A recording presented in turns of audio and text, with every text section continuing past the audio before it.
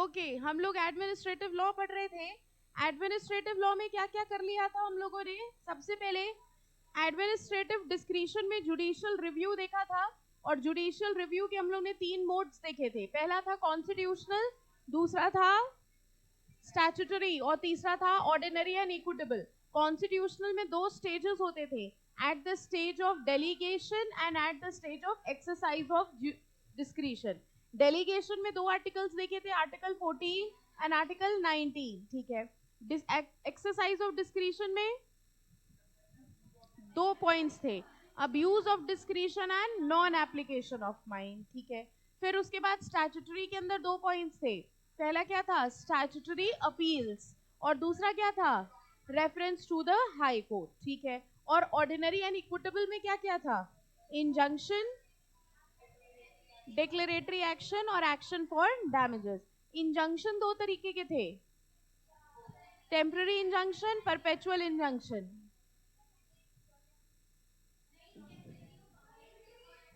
Prohibitory and mandatory, ठीक है। और उस वाले में 2 थे, टेम्पररी एंड परमानेंट, ठीक है। ओके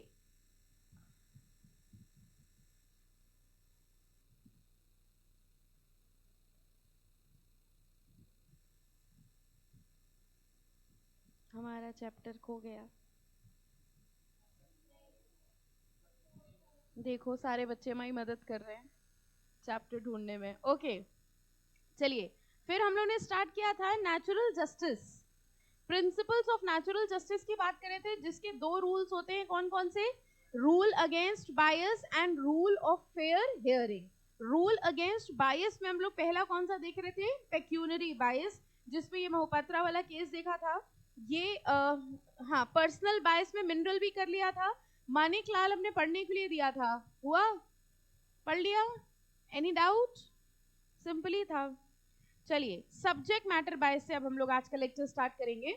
सब्जेक्ट मैटर बायस का मतलब जो सब्जेक्ट मैटर है उस केस का। फॉर एग्जांपल, मेरे और आपके बीच में प्रॉपर्टी से रिलेटेड झगड़ा चल रहा है, तो बताओ सब्जेक्ट मैटर क्या है? प्रॉपर्टी।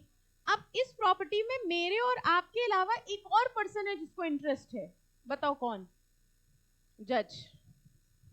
समझ में आया? ठीक है, लेट्स से वो प्रॉपर्टी हमारे और हमने वो प्रॉपर्टी जज को बेची थी, लेकिन बीच में आपने क्लेम कर दिया कि वो प्रॉपर्टी आपकी है, ठीक है। ध्यान से बताना, अब मेरे और आपके बीच में केस चल रहा है कि ये प्रॉपर्टी किसकी होगी, और बाय चांस वो केस चला गया उसी जज के पास। अब बताओ जज क्या डिसीजन देगा? मेरे फेवर में देगा कि आपके? जज के मेरे फेवर में देगा। क्यों? इससे क्या होगा? अगर हम जीत गए तो उसका सेल वैलिड हो जाएगा। This is subject matter biasness. Subject matter मतलब जो केस का सब्जेक्ट मैटर है उसमें जज का भी अगर पर्सनल इंटरेस्ट इन्वॉल्व है तो इसको भी बायसनेस मान लिया जाएगा, and this will be considered against natural justice. So a जज may have a bias in the subject matter, which means that he himself is a party or has some direct connection with the litigation. To disqualify on the ground of bias, there must be intimate and direct connection between the adjudicator and the issue in dispute. तो देखो यही सारे objection मतलब categories हैं, जैसे partiality है, departmental bias है, prior utterances of pre judgmental and acting under dictation. ये समझ गए? कई बार जज अपने हिसाब से डिसीजन देता है और कई बार जज अंडर डिक्टेशन एक्ट करता है, पॉइंट हम लोगों ने पहले भी पढ़ा था। या prior utterances and pre judgmental issue, पहला वैसा ही कोई केस जज डिसीजन दे चुका है, तो कई बार जज बायस्ड हो जाता है कि हमने पहले भी ऐसे ही डिसीजन दिए तो इसका भी हम यही डिसीजन दे दें, वरना मेरे खुद के 2 डिसीजन कॉन्फ्लिक्टिंग हो जाएंगे। तो ऐसे रीजन से भी कई बार जज ऐसा डिसीजन दे देता है जो कि नेचुरल जस्टिस के अगेंस्ट हो। तो रूल अगेंस्ट बायस में 3 चीजें आ गई। पहला कौन सा था? What was the first biasness? Pecuniary biasness. Second, personal biasness, and third, subject matter. अब देखो rule of fair hearing. Rule of fair hearing को क्या कहते हैं? ऑडी ऑल्टरम पार्टम। इसका मतलब hear the other side too, दूसरे की भी बात सुनो जो आप नहीं करते, है ना? ऐसा होता है ना, दूसरे की बात नहीं सुनी जाती। इनफैक्ट हम ये कहेंगे आपके साथ ऐसा बहुत होता है ना? जब हाँ आपके बाप कहते एक बार हमारी भी तो सुन लो, घर पे ऐसा बहुत होता है। तो देखिए, अब आप बता देना, ये बोल देना ऑडी ऑल्टरम पार्टम नहीं हो रहा है हमारे साथ, फिर जो अलट पलट के पड़ेगा आपको, है ना? The second principle of natural justice is audi alteram partem hear the other side, no one should be condemned unheard. इसका बेस्ट एग्जाम्पल जो हर लॉ में मिलता है वो कौन सी लाइन होती है? Opportunity of being heard. हमारे देश के कानून में किसी को भी सजा सुनाने के पहले उसको अपॉर्चुनिटी ऑफ बीइंग हर्ड दी जाती है, यानी उसको सफाई का मौका दिया जाता है। अब देखिए इसके क्या है ingredients. First, right to notice. Rule of fair hearing के अंदर आता है right to notice. Right to notice का मतलब आपके खिलाफ कोई भी एक्शन लेने के पहले सबसे पहले नोटिस सर्व किया जाता है। मतलब समझे, एक नोटिस आपने शायद सुनी हो, SCN, show cause notice. Show cause notice का मतलब ही होता है कारण बताओ। सबसे पहले आपके खिलाफ एक्शन ऐसा नहीं होगा कि सीधे आपके घर में चिट्ठी आई कि आपको 10 साल सजा हो गई। सबसे पहले आपको नोटिस भेजा जाता है कि भाई आपके ऊपर ये इल्जाम है, आपने ये किया है और आप अपनी सफाई दीजिए। This is the show cause notice. कह रहे नोटिस मिलना जरूरी है, बिना नोटिस के कोई भी एक्शन नहीं लिया जा सकता। अब हमें इसका एग्जाम्पल कॉन्स्टिट्यूशन में बताओ, मतलब राइट टू नोटिस का कोई इंसिडेंस बताओ, कोई आर्टिकल जो कि ये कह रहा था कि राइट टू नोटिस मतलब इससे कुछ रिलेटेड 3 अधिकार थे जो कन्विक्टेड पर्संस को मिलते थे। बताओ कौन कौन से? पहला क्या था? 3 अधिकार मिलते थे, अभी परसों नरसों पे बताया आपने। फर्स्ट, हाँ, इसका पहला कौन सा था? उल्टा चल रहे हो, बताओ। 3 अधिकार थे। सबसे पहला था you need to know the grounds of arrest. ये ग्राउंड्स ऑफ अरेस्ट नोटिस ही तो हुआ, यही तो है। कह रहे हैं सबसे पहला अधिकार है हमें नोटिस, हमें ग्राउंड्स ऑफ अरेस्ट पता चले। और ग्राउंड्स ऑफ अरेस्ट कैसे पता चलेगा? नोटिस सर्व करके। तो आर्टिकल यानी हमारे कॉन्स्टिट्यूशन भी कह रहा है कि 3 अधिकार में से सबसे पहला अधिकार ये है कि हमें नोटिस मिलने का अधिकार है। Hearing starts with the notice by the authority concern to the affected person. Consequently notice में भी taken as a starting point of hearing. शुरुआत कहां से होती है? सबसे पहले आपके नाम की चिट्ठी आएगी, ठीक है। Unless a person knows the case he cannot defend. जब तक आपको पता नहीं है आपने क्या किया है, आप कैसे डिफेंड करोगे? जैसे पुलिस आई और आपको पकड़ के लेके जा रही है, अब आप पूछ रहे बताओ हमने क्या किया, उन्होंने कहा नहीं बताएंगे, तब तक रास्ते में आपने सारे गुनाह खुद ही कबूल कर लिए कि हाँ गलती से हो गया था मर्डर। समझ में आया ये क्या हुआ? उन्होंने कुछ नहीं बोला, वो आपको पकड़ के लेके जा रहे हैं, आप रास्ते में ज्यादा घबरा गए, आपने कहा हाँ जानबूझ के नहीं किया था, गलती से हो गया था। फिर जब वो पुलिस स्टेशन लेके आए तो पता चला गलत घर में गलत इंसान को ले आए थे, वो आपको अरेस्ट करने गए नहीं थे। ये बात आपको मेरी शाम तक समझ में आएगी। अब समझ में आया क्या हुआ? ये अभी हम सिविल प्रोसीजर में आपको पढ़ाएंगे कि जब आपके नाम का समन, वारंट या कोई आए, सबसे पहले पूछो कि भैया किसके नाम का वारंट है, देखो किसके नाम का वारंट है। आपके घर में पुलिस आई, उन्होंने कहा कि आपको अरेस्ट करने आए हैं, आपने कहा वारंट लाए, उसने कहा ये वारंट, आपने कहा चलो पढ़ो। तो गलत घर में आ गए थे पुलिस वाले, बगल वाले को लेके जाना था। समझ में आया? कह रहे हैं जिसका नाम लिखा होगा वारंट में उसी को अरेस्ट करेंगे। Until unless you know the reason, आप कह रहे हो रीजन तो बताओ, हम डिफेंड क्या करेंगे? और रीजन बताया जाता है किस फॉर्म में? नोटिस के फॉर्म में। Therefore, before the proceeding start, the authority concerned is required to give to the affected person the notice of the case against him.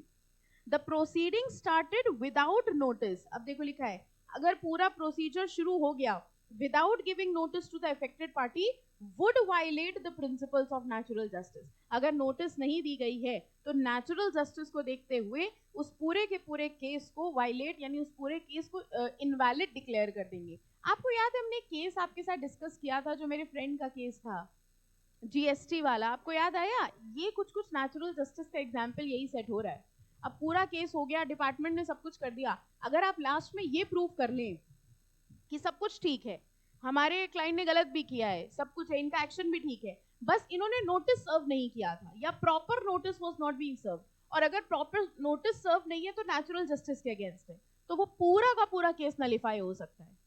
आप इसकी पावर समझ रहे हो? नेचुरल जस्टिस के अगेंस्ट अगर नोटिस नहीं सर्व किया, अगर आप ये प्रूफ कर दो कि proper notice was not being served by the department, तो आपको कुछ डिफेंस प्रूफ करने की जरूरत ही नहीं है। आप देखो ना, आप ये नहीं कह रहे हो हमने गलत नहीं किया, इस ग्राउंड में केस नलिफाई हुआ ही नहीं। किस ग्राउंड में नलिफाई हुआ? स्टार्टिंग ही गलत हो गई, तुमने नोटिस ही नहीं सर्व किया। So this is a very very important point. अगर नोटिस सर्व नहीं होता है तो पूरा का पूरा नेचुरल जस्टिस वायलेट हो जाता है और केस इनवैलिड हो जाएगा। देखिए केस में भी यही हुआ। इन this case the court insisted upon adequacy of show cause notice with respect to alleged electricity theft without any details such as meter reading, time period, authority taking action. समझे क्या हुआ? इलेक्ट्रिसिटी थेफ्ट, क्या चोरी हो रही है? बिजली की चोरी का इल्जाम लगाया गया, लेकिन कह रहे कोई डिटेल्स नहीं थे, ना कोई मीटर रीडिंग थी, ना कोई टाइम पीरियड दिया गया, ना कोई नोटिस सर्व किया गया. अगर कोई नोटिस सर्व नहीं किया गया है, देन इन दैट केस ये एक्शन जो डिपार्टमेंट ने लिया होगा वो एक्शन इनवैलिड डिक्लेयर कर दिया जाएगा. समझ आ गया सबको? ठीक है. तो फर्स्ट क्या हुआ रूल हमारा? देखो कौन से पॉइंट्स पढ़ रहे थे? Rule of fair hearing. Fair hearing तब मानी जाएगी जब सबसे पहले क्या दिया जाए? Right to notice. सेकंड देखो, right to present case and evidence. ये बताओ कौन सा अधिकार है? बस एक मिनट के लिए इमेजिन, इस पूरे टॉपिक को पढ़ते वक्त करना है कि आपके खिलाफ केस हुआ, हमने आपके खिलाफ केस किया, मुंह बना के बैठे रहते हैं मेरी क्लास में, ये केस किया हमने आपके ऊपर, गुस्सा नहीं कर रहे हैं, हमने आपके ऊपर केस किया कि आप हमारी क्लास में मुंह बना के बैठे रहते हैं, ये हमारा डिफेमेशन है. ठीक है. अब समझिएगा, राइट टू प्रेजेंट केस, बताओ क्या अधिकार है आपके पास? अपना केस लड़ने का अधिकार है, आपको अपना एविडेंस देने का अधिकार है. आप कहेंगे टॉपिक ऐसा है तो क्यों ना मुंह बनाए. आपको समझ आ रहा है क्या चल रहा है? ये आपको फेयर हियरिंग का मौका मिला. और अगर आपको फेयर हियरिंग का मौका नहीं मिलेगा, हमने आपसे कहा आप केस नहीं लड़ सकते, आप अपने एविडेंस नहीं दे सकते, सीधे सजा सुना दी जाएगी. This will be against natural justice. तो देखो, right to present case and evidence, the party against whom proceedings have been initiated must be given full opportunity to present his or her case and the evidence in support of it. जो लोग खुद अपना case नहीं लड़ सकते वो क्या करते हैं? आपको ये पता है ना कि खुद अपना केस लड़ा जा सकता है. जो खुद अपना केस नहीं लड़ सकते वो लॉयर हायर कर लेते हैं. जो लॉयर हायर नहीं कर सकते वो सरकारी वकील. सुना है आपने? सरकारी वकील दे दिया जाता है उनको. That is leave to sue as a pauper. हाँ, याद आया कुछ कुछ? जिन लोगों के पास फाइनेंशियल नहीं है थिंग्स की भाई हम अपना लॉयर हायर कर सके, उनको भी कोर्ट एक वकील दे देता है, सिर्फ इसलिए कि तुम अपनी हियरिंग यानी अपनी बात कह सको. क्योंकि अगर ऐसा नहीं हुआ तो वो नेचुरल जस्टिस के अगेंस्ट मान लिया जाएगा. आगे देखिए, the reply is usually in the written form and the party is also given an opportunity to present the case orally, though it is not mandatory. आप चाहें तो अपना केस खुद लड़ सकते हैं, लेकिन क्योंकि जो लोग होते हैं उनको लॉ की इतनी नॉलेज नहीं होती, इसलिए वो लॉयर हायर करते हैं. अगर आपके ऊपर कुछ हुआ तो आप खुद लड़ेंगे कि लॉयर हायर करेंगे? हाँ, बड़ा आंसर तो खुद लिख नहीं पा रहे. Right to rebut adverse evidence. अच्छा, अब फिर से इमेजिन करो, पिक्चर में देखा होगा, मान लीजिए हमने अपना गवाह प्रेजेंट किया. ठीक है, मेरे गवाह ने गवाही दी कि हाँ ये लोग मुंह बना के बैठते हैं. ठीक है. अब आपका वकील क्या करेगा बताओ? याद करो क्या होता है पिक्चरों में? वो मेरे गवाह से पूछताछ करेगा, है ना? याद करो कोर्ट में क्या होता है? क्या आपको इनसे कोई सवाल करना है? फिर वो उसका वकील उठ के आता है, फिर उससे पूछता है. याद आई पिक्चर? ठीक है. This is also a right to rebut adverse evidence. मेरा गवाह कुछ भी बोल देगा, मान नहीं लिया जाएगा. तुम्हारे पास अधिकार है सबसे पहला कि तुम मेरे गवाह का क्रॉस एग्जामिनेशन करो. ठीक है, समझ में आया? तो देखो पहला अधिकार क्या है? Cross examination. Examination of a witness bye adverse party. तो आपके जो गवाह होंगे उनका हम क्रॉस एग्जामिनेशन करेंगे, और मेरे जो गवाह होंगे उसका आप क्रॉस एग्जामिनेशन करेंगे. The main M of cross examination is detection of falsehood. अब वो दूसरे का वकील हमारा जो एविडेंस है, जो गवाह है, उससे इतने सवाल पूछता है कि वो गवाह घबरा जाता है ना? और लास्ट में कहता है कि हाँ हम झूठ बोल रहे थे. फिर वो कहता है दैट्स ऑल योर ऑनर. देखिए ना, सब में पिक्चर देखी है, बचपन से यही तो देख के हम लोग बड़े हुए हैं. सोनी सेटमैक्स में यही तो देखा है जिंदगी भर.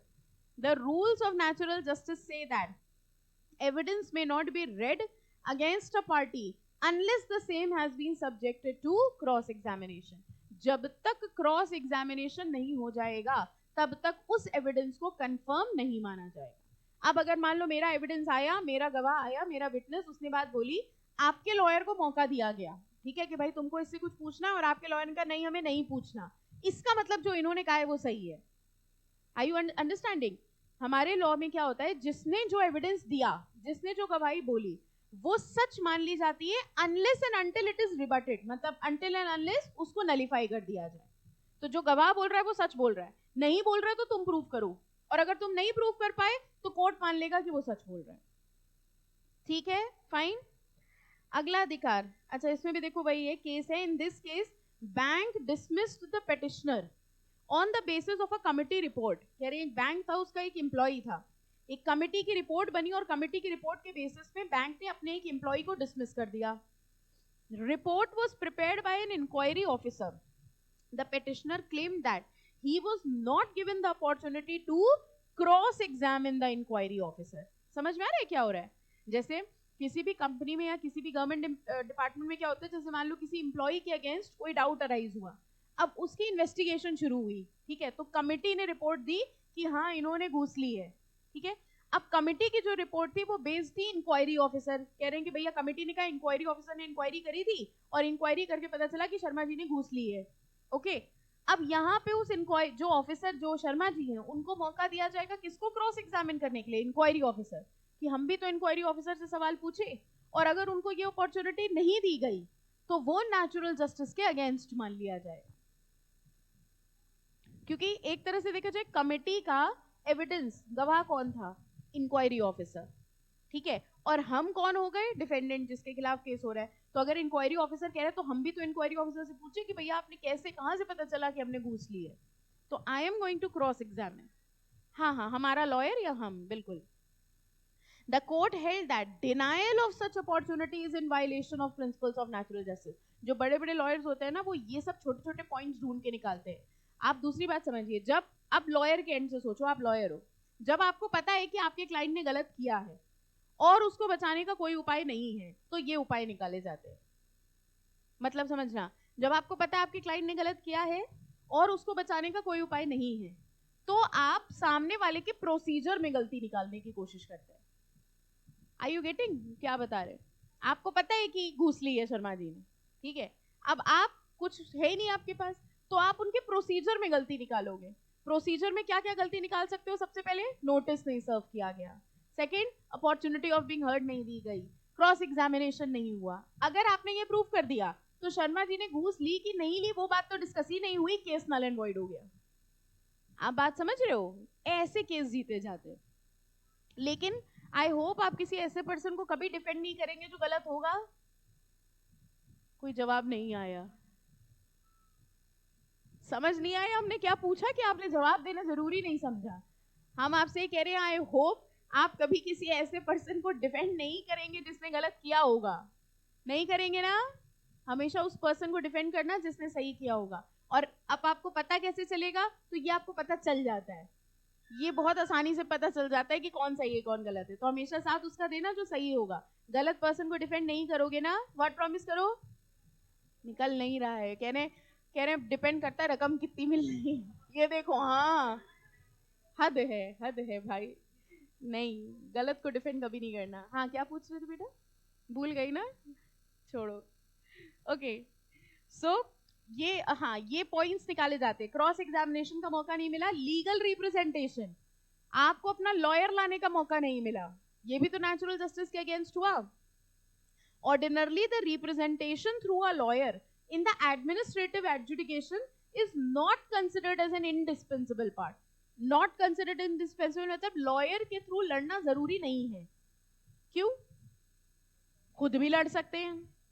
But however, in certain situation, denial of right to legal representation amounts to violation of natural justice। बताओ ये लाइन आई, कह रहे in certain situation denial of the right to legal representative, मतलब आप खुद केस लड़े कोई दिक्कत नहीं है, लेकिन आपने कहा हम लॉयर रखना चाह रहे हैं, लेकिन एडजुडिकेटरी अथॉरिटी ने कहा तुमको लॉयर रखने का मौका नहीं दिया जाएगा। अब ये नेचुरल जस्टिस के अगेंस्ट हो गया। बताइए इनका केस कोई और लड़ सकता है जो लॉयर ना हो? नो। या तो भाई हम खुद लड़े, हम खुद डिफेंड करना चाह रहे हैं, ठीक है, या तो वो पर्सन लीगली, इसीलिए हम उसको हायर कर रहे हैं क्योंकि वो लीगली क्वालिफाइड है, ठीक है, लॉ के हिसाब से। नहीं ऐसा जरूरी नहीं है। हाँ आई कैन, हाँ बिल्कुल बिल्कुल, अगर आपको लगता है कि आप अपने चीजें रख सकते हो, एक्चुअली है क्या, देखो रूल यही है कि आपको डिफेंड करना है, लॉयर को थोड़ी डिफेंड करना है, हमको सफाई देनी है अपनी। लेकिन होता क्या है, इतने दावपेच जो होते हैं वो हमें नॉलेज नहीं है, इसलिए लोग लॉयर को हायर करते हैं। अब वो इतना पैटर्न में चल गया है कि ऐसा लगता है कि हम लड़ ही नहीं सकते, लॉयर तो जरूरी है। अब कोर्ट में कदम रखने के पहले ऐसा लगता है बिना लॉयर के तो कुछ हो ही नहीं सकता। अच्छा वो लोग भी बाहर ही बैठे रहते हैं, देखा है कभी? कोर्ट गए हो, कचहरी क्यों जाते हो, कोर्ट ऐसे काम क्यों करते हो? हाँ समझ गए समझ गए, ठीक है। तो बेसिकली अब वो ऐसा पैटर्न बन गया है कि अगर आपको केस लड़ना है तो लॉयर के थ्रू ही जाना पड़ेगा।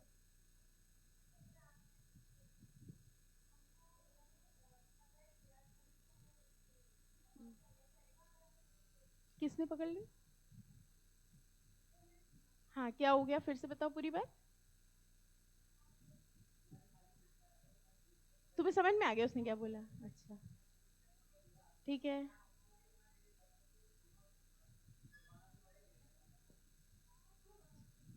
हमें समझ नहीं आ रहा है क्या पूछ रहे हो। तुम्हें समझ आ गया तुम्हें क्या पूछना है? अच्छा अच्छा फिर ठीक है, पूछो पूछो, फ्रेम करो फिर बताओ। हाँ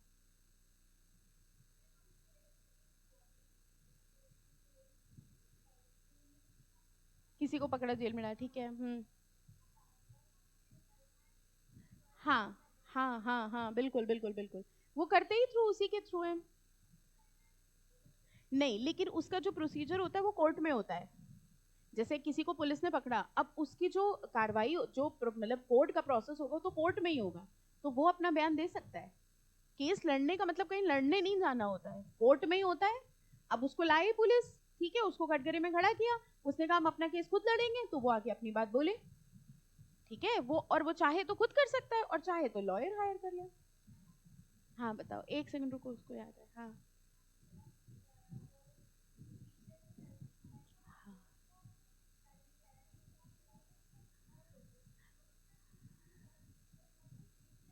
नहीं छोड़ नहीं देंगे, वो केस नल एंड वॉइड होगा, दोबारा केस फाइल करना पड़ेगा, एब्सोल्युटली एब्सोल्युटली।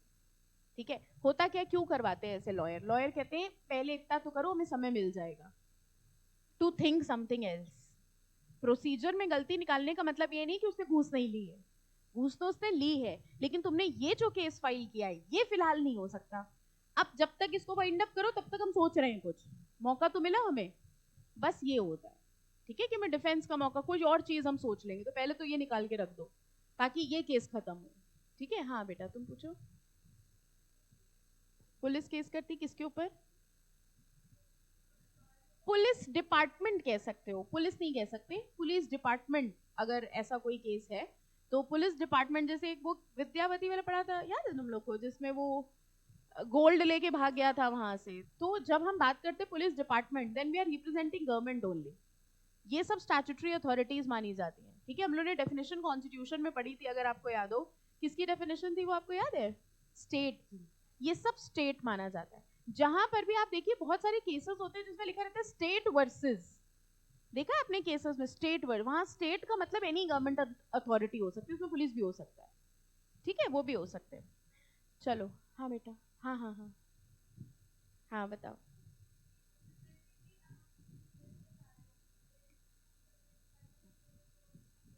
हाँ हाँ हाँ।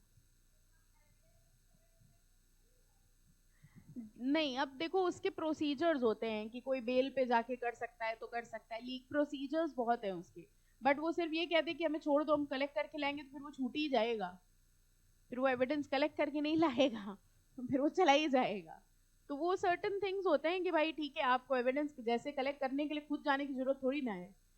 बट नॉर्मल केसेस में they people hire a lawyer only, क्योंकि इतना कोई पिक्चरों में दिखाते हैं कि अपना अपना केस खुद लड़ लिया, but practically common man is not equipped. आप कोर्ट में जाके बैठो, आपको चीजें नहीं, अब तो फिर भी समझ में थोड़ी बहुत आएंगी क्योंकि इतना पढ़ लिया है, ठीक है। बट अदरवाइज ये सब चीजें, अपॉर्चुनिटी ऑफ बिंग हर्ट सुना था आपने यहाँ पे आने पहले, जबकि opportunity of being heard is a very normal thing. तो जितनी चीजें आप लॉ में पढ़ रहे हो, आप कोर्ट रूम में जाके बैठोगे ना, एक नॉर्मल पर्सन को बिठा दिया जाए, उसको समझ ही नहीं आएगा कुछ। अब आपको थोड़े थोड़े चीजें और न्यूज भी जो आप देखते हो वो इसलिए समझ में आती है क्योंकि आपने वर्ड्स पढ़े हैं। अब मान लो कहीं आपने पढ़ा सच एंड सच पर्सन के ऊपर शो कॉज नोटिस सर्व किया गया, यही चीज आपने पहले पढ़ी होती तो आपके बाउंस मार जाती, पता नहीं क्या सर्व कर दिया। बट नाउ यू अंडरस्टैंड, अच्छा कुछ क्राइम किया तभी नोटिस सर्व हुआ है। ओके सो ये चीज इसीलिए लोग पीपल हायर, और आपके एंड में तो अच्छा है ना, आपको तो केस मिल रहा है। I hope you will never be at the criminals and. ये भी आपको शाम तक समझ में आएगा हमने क्या बोला। हम ये कह रहे हैं कि आई होप आपका केस कोई ना लड़ रहा हो, आप हमेशा किसी ना किसी का केस लड़े, आई होप। ठीक है, ऐसा ना हो खुद ही पे केस चल रहा है। चलो, लीगल रिप्रेजेंटेटिव बताया था हमने आपको, in certain situation denial of right to legal representation amounts to violation of natural justice. इसमें भी एक केस है, ये वाले केस में कुछ केस नहीं है सच, बस उसी चीज को डिफाइन किया है, तो अगर ना याद करने हो तो आप छोड़ सकते हो।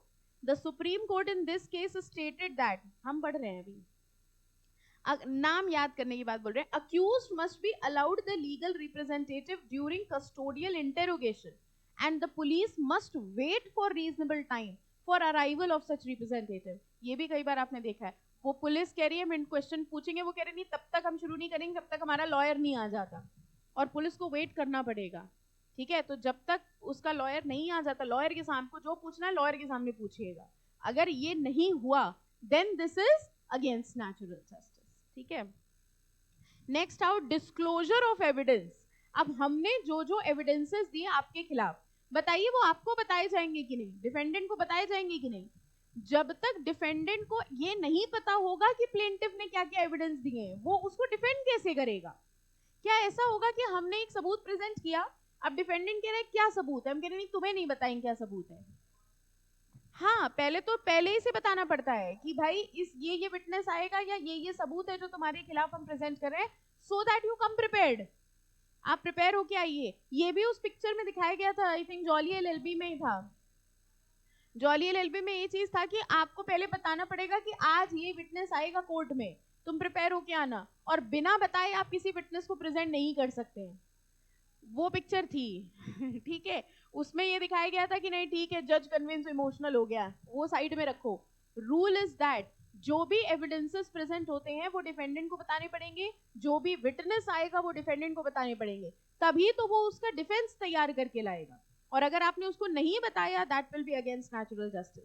A party must be given full opportunity to explain every material that is sought to be relied upon against him, unless all materials on which the proceeding is based is disclosed to the party, he cannot defend himself. 4 points हो गए, बताओ किस चीज के 4 points थे ये। देखो topic क्या था, हाँ ये यहां से हम लोगों ने स्टार्ट किया था, right of fair hearing. Fair hearing में पहला था राइट टू नोटिस, दूसरा था प्रेजेंट केस, तीसरा था रिबट एडवर्स एविडेंस, और रिबट एडवर्ट एविडेंस का ये चौथा पॉइंट है। ठीक है, जिसका फर्स्ट था क्रॉस एग्जामिनेशन, दूसरा था लीगल रिप्रेजेंटेशन, तीसरा था डिस्क्लोजर ऑफ एविडेंस। ठीक है, कुछ वो मिस्टेक है क्या पॉइंट्स की, अच्छा सॉरी, थर्ड है रिबर्ट एडवर्स एविडेंस, और थर्ड के बाद ये फोर्थ है ये डिस्क्लोजर ऑफ एविडेंस। ठीक है, fifth is speaking order. Speaking order समझ गए, हर डिसीजन के पीछे रीजंस होने चाहिए। कोर्ट जो भी जजमेंट देता है उस जजमेंट में उसको सिर्फ हाँ या ना लिखना होता है या रीजन लिखने पड़ते हैं। रीजन हमने आपको बताया था ना, कहते हैं ना point to be noted me Lord, वो नोटेड मतलब वो रीजंस लिख रहा है कि अगर हमें लग रहा है ए जीत गया बी हार गया तो क्यों ए जीत गया, क्या रीजंस है, तभी तो वो लाइन बोलता है। बताओ कौन सी लाइन, तमाम सबूतों और, हाँ ये सबको आती है ना, तमाम सबूतों और गवाहों को मद्देनजर रखते हुए। इस लाइन का मतलब समझो, तमाम सबूतों और गवाहों को मद्देनजर रखते हुए, इसलिए नहीं क्योंकि हमें लग रहा है, इसलिए क्योंकि सबूत और गवाह ये बता रहे हैं कि this should be a judgment. reasoned decision may be taken to mean a decision which contain reason in its support.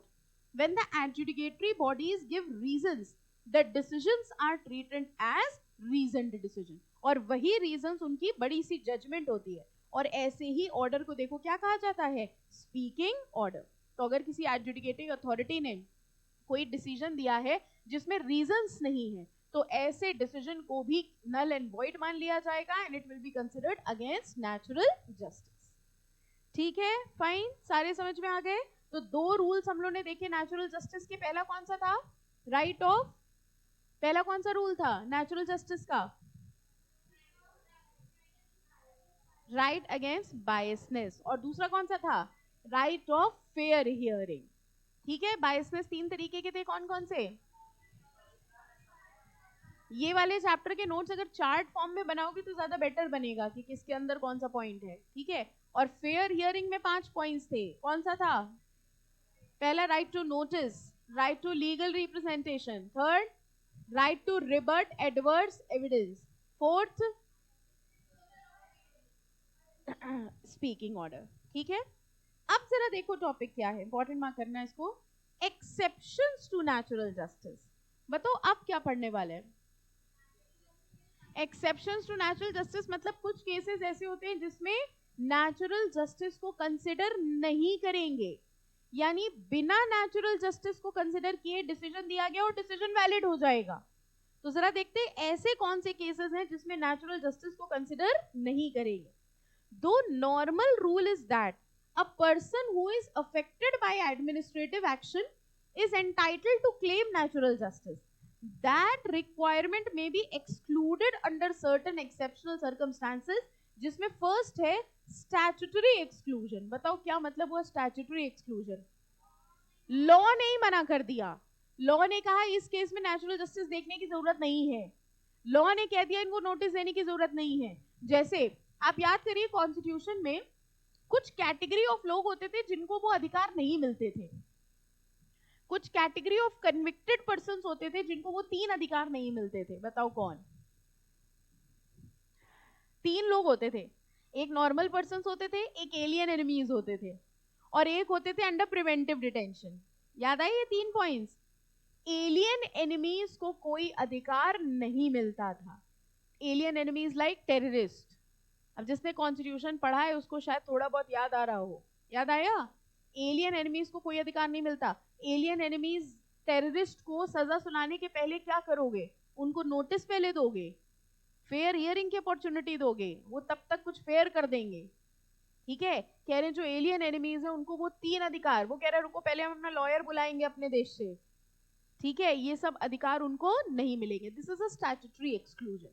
अगर लॉ ने ही कह दिया है कि ऐसा अपॉर्चुनिटी ऑफ बीइंग हर्ड देने की जरूरत नहीं है, तो वहां पर नेचुरल जस्टिस का प्रोविजन एप्लीकेबल नहीं होगा। The principles of natural justice may be excluded by statutory provision where the statute expressly provides for observance of principles of natural justice. ये लाइंस देखना जरा ध्यान से समझना इसको। Where the statute expressly provides for observance of principles of natural justice the provision is treated as mandatory। ये first situation हुई। बताओ क्या लिखा है? where the statute expressly provides for observance of natural justice, मतलब लॉ में क्या लिखा है कि नेचुरल जस्टिस देखना है। अगर लॉ में लिखा है कि नेचुरल जस्टिस देखना है तो नेचुरल जस्टिस देखना मैंडेटरी होगा। Second, where the statute is silent as to observance of natural justice, law में कुछ नहीं लिखा है कि नेचुरल जस्टिस देखना है कि नहीं देखना है, तो बताओ क्या माना जाएगा? देखना है, डीम्ड मान लिया जाएगा। Such silence is taken to imply the observance thereto. However, third situation, principles of natural justice are not incapable of exclusion. The statute may exclude them. When the statute expressly or by necessary implication excludes the application of natural justice, the court do not ignore the statutory mandate. अब आप situation बताइएगा, किसी law में लिखा है कि opportunity of being heard दी जाएगी, तो बताओ दी जाएगी कि नहीं दी जाएगी? दी जाएगी। किसी लॉ में कुछ नहीं लिखा है, अपॉर्चुनिटी ऑफ बीइंग हर्ड दी जाएगी कि नहीं दी जाएगी? साइलेंट है, तो दी जाएगी। लेकिन एक लॉ में लिखा है अपॉर्चुनिटी ऑफ बीइंग हर्ड देने की जरूरत नहीं है, अब नहीं दी जाएगी। बस ये 3 सिचुएशंस है। ठीक है, so first thing is statutory exclusion. Second देखिए कौन सी सिचुएशन है, इमरजेंसी। कह रहे कई बार इमरजेंसी की सिचुएशन होती है जब ये नेचुरल जस्टिस के प्रिंसिपल्स को कवर नहीं किया जाएगा। जैसे मान लीजिए पुलिस को इन्फॉर्मेशन मिली कि ये लोग जो यहाँ बैठ के JIGL पढ़ रहे हैं, ये अपने साथ वो लाए, कट्टा लाए हैं, बम लाए हैं, अभी जाते वक्त गिराने वाले हैं सब जगह। अब बताओ पुलिस यहाँ आके सीधे अरेस्ट करेगी कि अपॉर्चुनिटी ऑफ बीइंग हर्ड देगी, सफाई का मौका देगी? आप तब तक उन्हें साफ नहीं कर देंगे। समझ में आया? Emergency, urgency. कह रहे जब ऐसा शक हुआ कहीं से भी, आप देखिए कहीं से भी उनको कोई इन्फॉर्मेशन मिलती है, पहले वो पकड़ के ले जाते हैं, बाकी बातें वहां करेंगे। इमरजेंसी की सिचुएशन में अपॉर्चुनिटी ऑफ बीइंग हर्ड का कॉन्सेप्ट अराइज नहीं होगा। इन एक्सेप्शनल केसेस, इसका एक और एग्जांपल है, in exceptional cases of urgency और emergency where prompt and preventive action is required, principles of natural justice need not be observe. आपको ये पता है जैसे कभी किसी पर्सन के अगेंस्ट कोई ऐसा ऑफेंस लगा, जैसे उसने मनी लॉन्ड्रिंग करी है या कुछ करा है, सबसे पहला काम पता है क्या होता है? उसका पासपोर्ट जब्त हो जाता है। ये पता है आपको?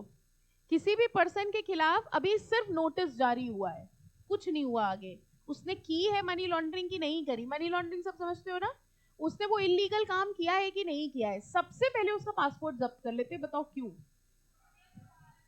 क्योंकि सबसे बड़ा खतरा ये होता है कि उनको लगता है जैसे ही इनको खबर मिलेगी ये सबसे पहले फ्यूजिटिव इकोनॉमिक ऑफेंडर हो जाएंगे, देश के बाहर चले जाएंगे, और एक बार वो देश के बाहर चले गए तो फिर कोई प्रोसीजर नहीं हो सकता। अब सबसे पहला जो एक्शन लिया जाता है उसका पासपोर्ट जब्त कर लेंगे। बताओ पासपोर्ट जब्त करते वक्त अपॉर्चुनिटी ऑफ बीइंग हर्ड, सफाई का मौका, कह रहे अब ये सब नेचुरल जस्टिस के प्रिंसिपल्स को इग्नोर कर दिया जाएगा। वो कहते हैं पहले पासपोर्ट जब्त होगा, अब तुम आगे की बताओ क्या करना है।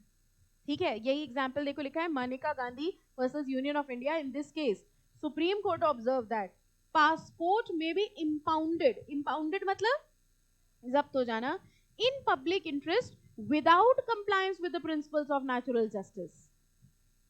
पासपोर्ट इंपाउंड करते वक्त नेचुरल जस्टिस के प्रिंसिपल्स को कंसिडर करने की जरूरत नहीं है। लेकिन आगे क्या लिखा है? But as soon as the order impounding the passport has been made, an opportunity of post decisional hearing remedial in name should be given to the person concerned। मतलब उसको अपॉर्चुनिटी ऑफ बीइंग हर्ड दी नहीं जाएगी, दी जाएगी जैसे ही passport जब्त हो जाएगा। First action immediate है, पासपोर्ट जब्त हो गया, अब उसका पूरा वही प्रोसेस होगा जो नॉर्मली किया जाता है। तो दो एक्सेप्शंस हो गए, पहला अगर नेचुरल जस्टिस किसने एक्सक्लूड किया है? स्टैट्यूट ने, और दूसरा कौन सी सिचुएशंस में? Emergency.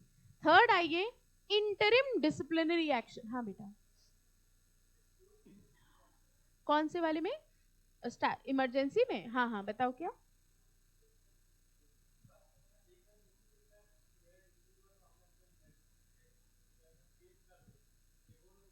as soon as the department comes to know।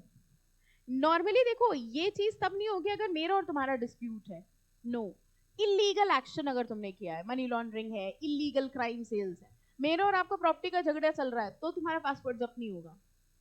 आयु, हाँ, ऐसा कोई काम जिसमें गवर्नमेंट डिपार्टमेंट तुम्हारे खिलाफ एक्शन ले रहा है तो, वरना तो पर्सनली सब लोग सबके पासपोर्ट ही जब्त हो चुके होते। आप सोचो ना, किसी का डिस्प्यूट हो गया सबसे पहले इनका पासपोर्ट जब्त करो, नो, डिपार्टमेंट का जब कोई एक्शन होता है तब। ठीक है, अच्छा तीसरा interim disciplinary measure. Interim disciplinary measure का मतलब समझिए, इंटरिम मतलब क्या हुआ? In between. ठीक है, अच्छा sit straight all of you, बहुत थके हुए लग रहे हो आज ज्यादा थक गए है ना? हाँ ठीक है, कुछ ड्रिंक भी लाया करिए अपने साथ, फूड के साथ ड्रिंक लाते हैं कोई? वो ड्रिंक नहीं बोल रहे हैं, एल्कोहलिक नहीं बोल रहे हैं, नॉन एल्कोहलिक, कुछ ऐसे ग्लूकॉन डी या कुछ, अब तो समर्स स्टार्ट हो गए हैं, क्या पीते हो आप लोग? बहुत अच्छा करते हो। नहीं, पानी में कुछ यू कैन मिक्स, लीगल चीज। ठीक है, पता चला एल्कोहलिक पी के आ गए, फिर क्लास खत्म हो गई और पढ़ाओ, अभी और पढ़ा, अपना ही चल रहा है ना, तो कुछ ग्लूकॉन डी या समथिंग कुछ भी ऐसा डाल के लाइए तो it will keep you hydrated. और थोड़ा अब समर्स स्टार्ट हो रहे हैं तो आपको अपना ज्यादा ध्यान रखना पड़ेगा, क्योंकि आप इतनी दूर आते हो, फिर धूप में अभी जाओगे, फिर जिस टेम्परेचर पे आप यहाँ बैठे हो, फिर जब एकदम से बाहर निकलते हो। अच्छा, कुछ लोग कूलिंग ऑफ करते हैं अपना बगल वाली क्लास में, इस क्लास के कुछ बच्चे अपना कूलिंग ऑफ पीरियड करते हैं, हम बता रहे हैं हम क्या बोल रहे हैं। वो क्या करते हैं, जैसे यहाँ से तुरंत बाहर जाने में एकदम हुआ ना कि पढ़ रहे थे एकदम से बाहर धूप में चले गए, तो वो क्या करते हैं, जैसे यहाँ क्लास खत्म होती है फिर अपना 15 मिनट हो तो थोड़ा रिलैक्स होते हैं। ठीक है, थोड़ा कूल ऑफ करते हैं, टेम्परेचर नॉर्मल हो जाए, दिमाग सही जगह आ जाए, थोड़ा जेल से बाहर आ जाए, फिर वो नीचे उतरते हैं, है ना? हाँ, तो बस वही बता रहे थे, डांट थोड़ी रहे, डांटा ही नहीं कभी। ठीक है, सो ब्रिंग समथिंग लाइक दिस, और स्पेशली जब आप एग्जाम देने जाइएगा, क्योंकि अब जो एग्जाम आपका है वो जून अटेम्प्ट है। जून अटेम्प्ट की सबसे गंदी बात यही होती है कि गर्मी बहुत होती है। ठीक है, तो हाँ, you will have to keep yourself hydrated. ठीक है, पानी वानी लेके जाना, और थोड़ा ग्लूकॉन डी वगैरह जो भी पॉसिबल हो वो ले लीजिएगा। ओके, हमारी तरफ से नहीं मिलेगा। ठीक है, हाँ। इंटरिम डिसिप्लिनरी मेजर, जैसे मान लीजिए कोई स्कूल है या कुछ है, या सब स्कूल छोड़ो, यहाँ पर ही हमको ऐसी इंफॉर्मेशन मिली कि क्लास के एक बच्चे ने किसी दूसरे बच्चे के ऊपर हाथ उठा दिया, ठीक है। जैसे ही हमें इन्फॉर्मेशन, हाथ ज्यादा उठा दिया, छोटा मोटा तो उठाते रहते हो तुम लोग रोज, ज्यादा हो गया कुछ, ठीक है। जैसे ही इंफॉर्मेशन मिलेगी इमीडिएटली हम क्या करेंगे, उसको सस्पेंड करेंगे।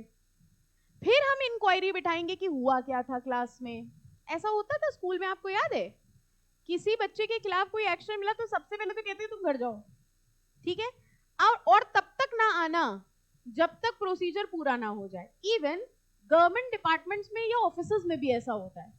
किसी एम्प्लॉय के अगेंस्ट इंफॉर्मेशन मिली, इन्होंने घूस ली है, अब उसको कहते हैं सबसे पहले you will be suspended till temporary, till further orders. अब उसको घर बिठा दिया, अब इंक्वायरी चल रही है, ठीक है। अब ये बताओ, ये जो उसको सस्पेंड किया गया टेम्पररी बेसिस पे, इस पे नेचुरल जस्टिस दोगे उसे? इंटरिम मेजर है ये। सस्पेंड करने के पहले उसको नेचुरल जस्टिस नहीं मिलेगा। हाँ, जो फाइनल ऑर्डर जब वो पास करेगा कि तुमको जॉब से हटाया जा रहा है, तुमको स्कूल से रेस्टिकेट किया जा रहा है, तब नेचुरल जस्टिस मिलना चाहिए। इंटरिम मेजर में तो इमीडिएट डिसीजन ले लिया जाएगा कि आपके खिलाफ ये नोटिस आई है, इमीडिएटली आपको सस्पेंड कर दिया गया। ये इंटरिम मेजर है। यहां पर नेचुरल जस्टिस के प्रोविजंस को कंसिडर नहीं करेंगे। देखिए, कह रहे in this case an order was passed, Abhay Kumar वाला केस देखिए। In this case an order was passed by the college authority. जरा देखना इसमें हुआ क्या, कुछ खतरनाक बच्चे थे इसमें। An order was passed by the college authority debarring the student from entering the premises of the college. एक बच्चे को, आप आगे तक पढ़ाए है ना, एक बच्चे को कॉलेज आने से इमीडिएटली रोका गया and attending the classes till pendency of a criminal case against him for stabbing a student. समझ गए उसने क्या किया? गुस्सा ज्यादा आई, चाकू भोंक दी दूसरे बच्चे के। अब ये बताओ, उसको इमीडिएटली कहेंगे कि भैया तुम दूर रहो, बाकी बच्चे बचे रहे, कि उसको पहले नेचुरल जस्टिस समझाओगे? तो कहेंगे इमीडिएटली सस्पेंड। अब तुम्हारे खिलाफ इंक्वायरी होगी और जो आगे का प्रोसीजर है वो किया जाएगा, ठीक है। तो ये कह रहे हैं ऐसे केसेस में the rules of natural justice are not attracted in case of interim disciplinary action, ठीक है। थर्ड वाला क्लियर है? ये सारे केसेस इंपॉर्टेंट हैं। अब जो एक्सक्लूजन्स वाले हैं, एकेडमिक इवैल्यूएशन। एकेडमिक इवैल्यूएशन समझते हो? कभी ऐसा हुआ है कि आपके स्कूल में बहुत खराब रिजल्ट की वजह से आपको निकाल दिया गया हो? बड़ा बताओगे? मान लीजिए एक स्कूल है, ठीक है, और आपने इतनी खराब परफॉर्मेंस दी, आप 4th क्लास में 4 बार फेल हो चुके हैं। अब स्कूल वालों ने कहा, वैसे आपको पता है रूल होता है 2 साल के बाद स्कूल हटा देता है, ये पता है आपको? कुछ कुछ स्कूल्स में ऐसा रूल होता है, अगर आप एक ही क्लास में 2 साल फेल हुए तो आपको हटा दिया जाता है। नहीं हुआ आपके साथ कभी? नहीं? अच्छा, किसी क्लास में फेल हुए वैसे? हम बड़ा बताएंगे आप। एनीवेज, ठीक है। तो अब क्या हुआ, एक बच्चे ने बहुत खराब परफॉर्मेंस दी, वो एक क्लास में 2-3 बार फेल हो गया और उसके स्कूल ने उसको हटा दिया, ठीक है। उसके जो पिताजी थे उन्होंने केस कर दिया कि इनकी जो प्रिंसिपल थी उन्होंने विदाउट ऑब्जर्विंग नेचुरल जस्टिस इस बच्चे को हटा दिया, इसको अपॉर्चुनिटी ऑफ बीइंग हर्ड नहीं दी गई। बताओ उनका क्लेम जस्टिफाइड है कि नहीं है? क्यों? क्योंकि एकेडमिक इवैल्यूएशन की वजह से हटाया गया। हमने तुम्हारे बच्चे को इसलिए हटाया क्योंकि वो पढ़ाई में नहीं सही था, ठीक है। अब बताओ, एक बच्चे के ऊपर चोरी का इल्जाम लगाया गया और प्रिंसिपल ने उसको स्कूल से हटा दिया, और उनके पिताजी ने कहा कि नेचुरल जस्टिस का ऑब्जर्वेंस नहीं हुआ। अब बताओ सही हुआ गलत? मतलब नेचुरल जस्टिस अब मिलना चाहिए। दोनों में डिफरेंस समझ में आया आपको? ओके, अगर एकेडमिक इवैल्यूएशन की वजह से हटाया जा रहा है तो नेचुरल जस्टिस नहीं मिलेगा। समझ में आया?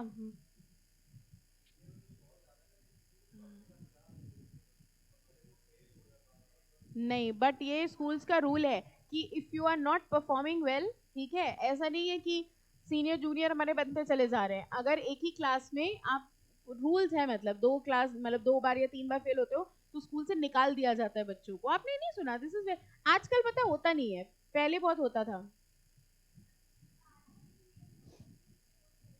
हाँ हाँ, ऐसा बहुत जगह होता है, वो बोर्ड्स में भेजते नहीं है, 10th में बोर्ड्स में नहीं देते, कह रहे हैं हम आपको 10th अपियर करने नहीं देंगे, आपको 9 दोबारा पढ़ना पड़ेगा। This is very common, this is, हाँ, रिजल्ट खराब होगा, दिस इज कॉमन, ये उनके रूल्स हैं, ये वो ऐसा कर सकते हैं। बट राइट टू एजुकेशन कितनी बार एजुकेशन, 3 बार तो तुम पढ़ चुके हो, तुम्हारा राइट ही नहीं खत्म हो रहा, राइट टू एजुकेशन कहाँ से आ गया इसमें? हमने तो तुम्हें पढ़ने का अधिकार दिया तो तुम पढ़ ही नहीं रहे हो, right to education can not come into here, ठीक है। लेकिन अगर डिसिप्लिनरी मेजर पे हटाया गया है तो नेचुरल जस्टिस मिलेगा। देखिए, where a student is remove from an educational institution on the grounds of unsatisfactory academic performance, the requirement of pre-decisional hearing is excluded. The Supreme Court has made it clear that if competent academic authority assess the work of a student, ये तब हो सकता है जब उसका observance एक अच्छी authority ने किया हो, and thereafter declare his work unsatisfactory, the rules of justice, natural justice may be excluded, but this exclusion does not apply in case of disciplinary matters. ध्यान रखना, ये सब बहुत इंपॉर्टेंट है। डिसिप्लिनरी मैटर्स में नेचुरल जस्टिस ऑब्जर्व करना पड़ेगा। Fifth वाला देखिए, इम्प्रैक्टिकेबिलिटी, कह रहे हैं जब नेचुरल जस्टिस देना प्रैक्टिकल नहीं है। एग्जाम्पल देख लो, एक बार में समझ में आ जाएगा। इन this case the entire MBA entrance examination was cancelled on the ground of mass copying. Mass copying समझ गए, पेपर लीक हो जाता है जो। The court held that it was not possible to give all the examinees the opportunity of being heard. मास कॉपिंग हुआ मतलब paper leak हुआ, किसने कहां से लीक किया पता नहीं, ऐसे में अपॉर्चुनिटी ऑफ बीइंग हर्ड दोगे भी तो किसको दोगे? यहाँ पे सीधे सीधे क्या हो जाता है, एग्जाम कैंसिल हो जाता है। मेरा एग्जाम कैंसिल, मतलब मेरा नहीं, सीए का एक एग्जाम कैंसिल हुआ था, it was first time in the history of CA जब पेपर लीक हुआ था। प्रोफेशनल कोर्सेज में आपने कभी पेपर लीक सुना नहीं होगा। वहाँ हम लोग, हमारा सीपीटी था, सीपीटी चलता था, जब जो सीए फाउंडेशन है वो सीपीटी चलता था पहले। तो उस साल क्या हुआ, हमारा पेपर अगस्त में था, हम लोग पेपर देकर आए, सीपीटी का एग्जाम दिया, खुशी खुशी घर आए कि पेपर अच्छा हुआ। टीवी खोला, टीवी में न्यूज आई कि सीए की हिस्ट्री में फर्स्ट टाइम ऐसा हुआ कि पेपर लीक हो गया। एंड पता है वो एग्जाम वहीं कैंसिल कर दिया गया था, इमीडिएटली कैंसिल। हाँ, हमने अपीयर किया था, वो इमीडिएटली कैंसिल कर दिया गया था। और उसके बाद, क्योंकि ये हम लोग के इंस्टीट्यूट्स पे एक बहुत बड़ा धब्बा होता है, जो CACS के इंस्टीट्यूट्स है ना, they are considered to be the very reputed and noblest profession. तो ये एक इतनी चोट लग गई इंस्टीट्यूट को कि 10 दिन के अंदर री एग्जाम कराया इंस्टीट्यूट ने, 10 दिन के अंदर इमीडिएटली री एग्जाम। तो पहली और आखिरी बार, आज तक दोबारा नहीं हुआ, पहली और आखिरी बार ऐसा हुआ था कि सीए का एग्जाम लीक हुआ पेपर और दोबारा री एग्जाम कंडक्ट कराया गया। उसके बाद से सिक्योरिटी प्रोसीजर्स इतने टफ कर दिए गए कि लीक ऑफ पेपर का अब कोई सवाल नहीं है। तो इट वाज पैनिक। हम लोग जब दे रहे थे एग्जाम, तब थोड़ा थोड़ा ऐसे ना, बाहर जब पेपर छोड़ के आए थे ना, तब थोड़ी न्यूज आ गई थी कि कहीं कुछ हुआ है। फिर उसके बाद जब टीवी में देखा, न्यूज में आ गया, नेशनल न्यूज में आ गया था, बिकॉज ऑल इंडिया इंस्टीट्यूट्स हैं ये सब, तो वो नेशनल न्यूज में आ गया था कि सीए का पेपर लीक हुआ, एग्जामिनेशन तुरंत इंस्टीट्यूट ने कैंसिल किया था। तो हाँ हाँ एग्जैक्टली, बट वो कहने को होता है ना, जो कैंसिल हुआ वही अच्छा हुआ था। हाँ हाँ, दिस वाज ऑलवेज डन, वो ज्यादा अच्छा हुआ था। But it was first time, it was in 2007, तब ऐसा हुआ लीक हुआ। उसके बाद से आज तक कभी ऐसा सुनने को नहीं मिला। आप पैदा थे? क्या बात कर रहे हो, 2007 में 1 साल के थे? बोलने तब आप सीए भी नहीं बोल पा रहे होंगे ना। चलो एनीवेज, ठीक है। सो अगर ऐसा था, हमको अपॉर्चुनिटी ऑफ बीइंग हर्ड नहीं मिली थी वैसे, बस ये बता रहे थे। अगर मास कॉपिंग या पेपर लीक का ऐसा कोई केस होता है, वहां नेचुरल जस्टिस के प्रोविजंस को कंसिडर नहीं करते। ठीक है, आपको ये तो नहीं लग रहा हम ही ने लीक किया था? यूपी का नहीं था, कहीं बाहर लीक हुआ था पेपर। चलो इसको हम लोग यहीं स्टॉप करेंगे। Effect of failures of natural justice कल पढ़ेंगे।